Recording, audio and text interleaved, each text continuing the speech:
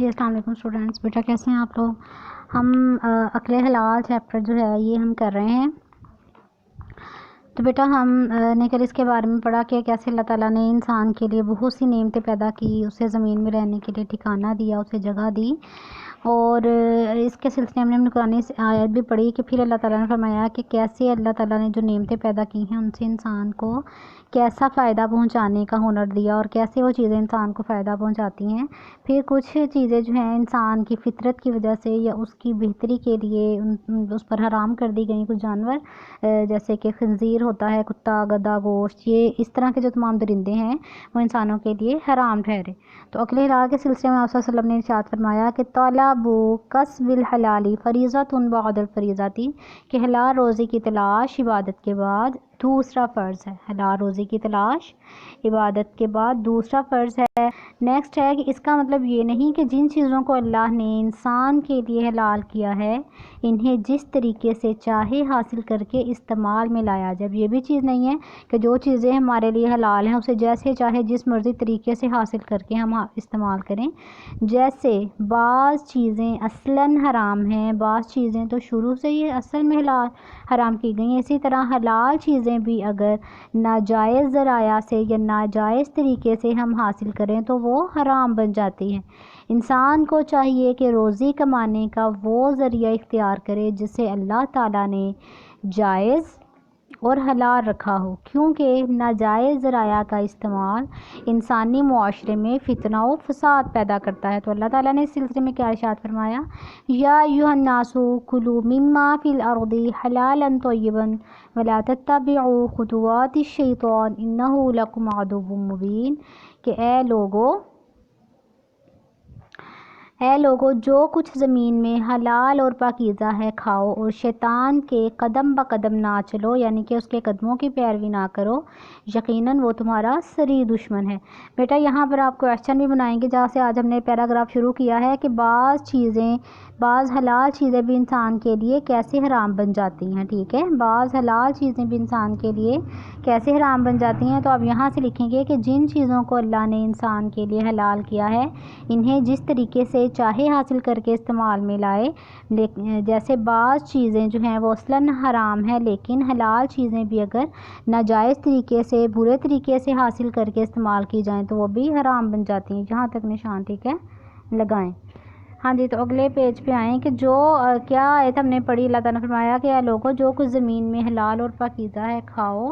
اور شیطان کے قدموں کی پیروی نہ کرو، اس کے قدم با قدم نہ چلو، بے شک وہ تمہارا سری دشمن ہے۔ سورۃ بقرہ کی آیت ہے۔ تو اسی سورہ بقرہ کی ایک اور آیت جو ہے 172 میں اللہ تعالیٰ نے مومنوں کو خطاب کرتے ہوئے فرمایا، ارشاد فرمایا،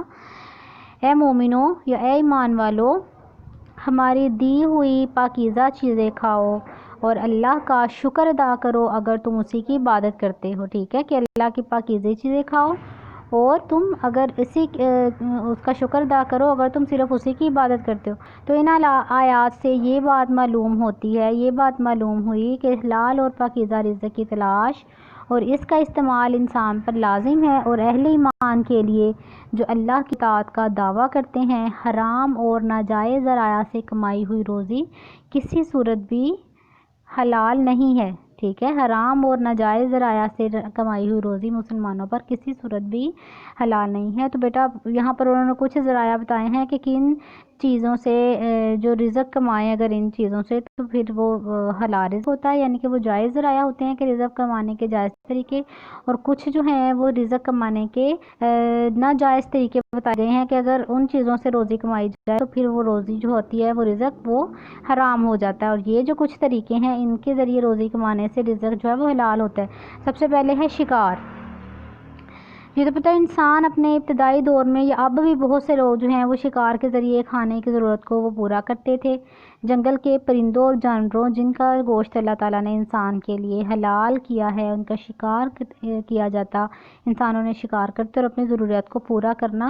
اب بھی ایک جائز ذریعہ ہے۔ شکار کے ذریعے جو حلال جانور یا پرندے انسان کے قبضے میں آتے ہیں یا وہ انسان اپنے قبضے میں لاتا ہے وہ بیٹا اس کی محنت کو داخل، ظاہر سی بات ہے شکار جب اس کو شکار کرنا کتنی محنت لگتی ہے، اس کے ایک تو اس کو ڈھونڈنا، پھر اس کے لیے جو ہے وہ گھات لگا کے بیٹھنا، اس کا جو ہے اس کا شکار کرنا، پھر اس کو جو ہے وہ ذبح کرنا، پوری کتنی محنت انسان کی لگتی ہے، اس کی کتنا جو ہے وہ اس پر طاقت اس کی خرچ ہوتی ہے۔ تو اس لیے جب کوئی شخص ایسی چیز جو ہے جو نوع انسانی کی خاطر بنائی گئی ہو، اپنی ذاتی محنت اور کوشش سے اپنے قبضے میں وہ لاتا ہے، تو وہ چیز اس کی ملکیت ہو جاتی ہے، وہ چیز اسی کی ہو جاتی ہے۔ جب انسان کسی بہت محنت کر کے جب بہت کوشش سے کوئی چیز حاصل کرے تو وہ جو ہے انسان کے لیے انسان کی ملکیت بن جاتی ہے، اور اس کا استعمال جو ہے وہ اس کے لیے جائز ہوتا ہے، بشرطیکہ کہ اس کے عمل سے معاشرے کو نقصان نہ ہو۔ ایسے حالات میں انسان کو، اب ایسا نہیں کہ جانوروں کو اگر شکار کرنا تو جیسے اگر کسی کے جانور ہیں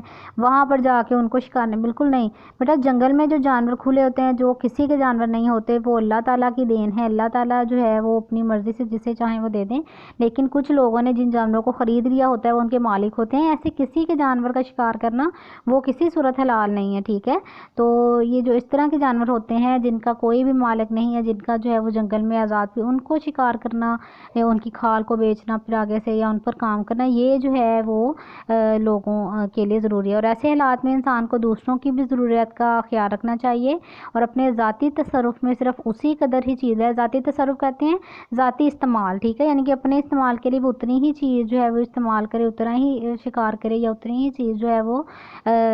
اس قدر چیز ہی وہ استعمال کرے جو کہ جس سے اس کی ضرورت پوری ہو، یہ نہ ہو کہ وہ اتنا زیادہ جانوروں کو لے جائے اور پھر نہ تو اس کا گوشت کی اتنے دن جو ہے وہ کسی کام کا رہے اور نہ وہ آگے بیچ سکے اور وہ ضائع ہو لے۔ اب صرف جتنا وہ استعمال کر سکتا ہے یا جتنا وہ بیچ سکتا ہے اسی کو وہ جو ہے وہ استعمال میں لائے۔ نیکسٹ جو ہے وہ ہے زراعت۔ تو انسان جو ہے وہ زراعت کے ذریعے بھی روزی کماتا ہے، اپنی زمین پر محنت کر کے وہ جو کچھ حاصل کرتا ہے اس میں سے عشر نکال کر باقی پیداوار اسی کے لیے رزق حلال ہے، ٹھیک ہے، کہ عشر آپ کو بیٹا پتا ہوتا ہے نا، زرعی پیداوار جو ہوتا ہے یعنی کہ وہ بھی کتنی محنت کا کام ہے کہ انسان ہل جوتتا ہے، اس پر جو ہے وہ دانہ ڈالتا ہے، پھر اتنی دیر لگ جاتی ہے اس کا پودا نکلنے میں، پھر جو ہے اس کے اوپر جب آتا ہے غلہ تو اس کو کاٹتا ہے، اس پر جو ہے وہ پوری محنت کرتا ہے، سارا کرنے کے بعد پھر اس میں سے جو عشر ہے جو ایک ان کے غریبوں کے لیے حکومت نے مقرر کیا ہوتا ہے وہ نکال کے باقی پیداوار ساری اس کی رزق حلال ہے، اس نے وہ محنت سے کمائی ہے، تو یہ ساری زراعت جو ہے وہ اسی کے لیے۔